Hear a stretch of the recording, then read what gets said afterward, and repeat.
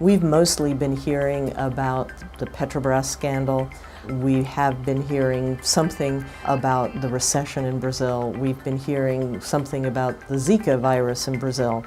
And those certainly have all contributed to this unease that has been growing in Brazil about what's going on.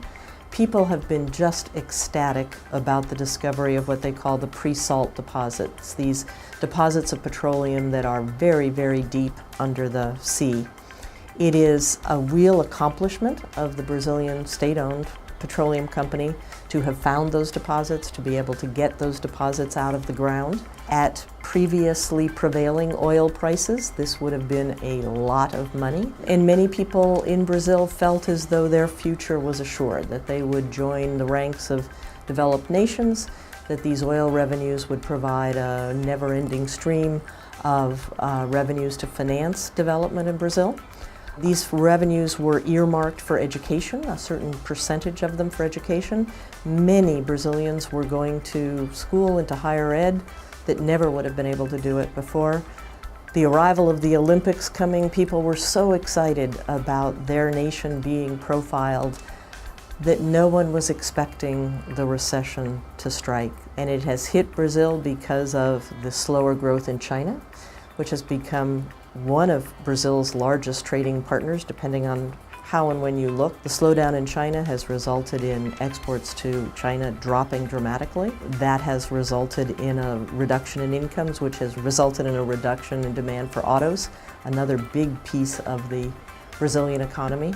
Then the price of the fall of oil meant that all of a sudden those revenues that were going to come in from oil were much lower than expected. There were some conversations at one point about whether or not she could be charged with mismanaging the economy, and the evidence would be that growth had stalled.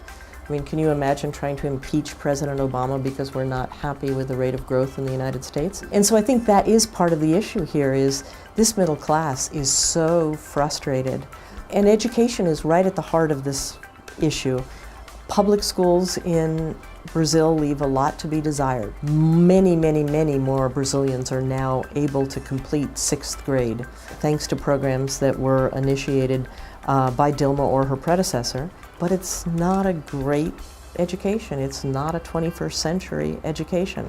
And so many of those middle-class people who would have liked to have believed that their child's education in the public schools would prepare them well for a college career find their children are not really very well prepared to take the entrance exams for university.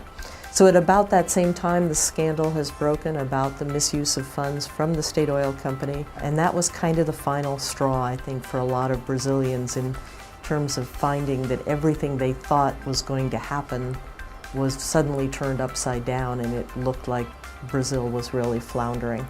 And she was the one at the helm when that happened, and so she took the hit for it. But the charges that have been levied against her are very narrow, and I think it's an open question as to whether they will hold up to scrutiny. She said that she did nothing that other presidents have not done, and that everything she did with a decree approved by the legislature.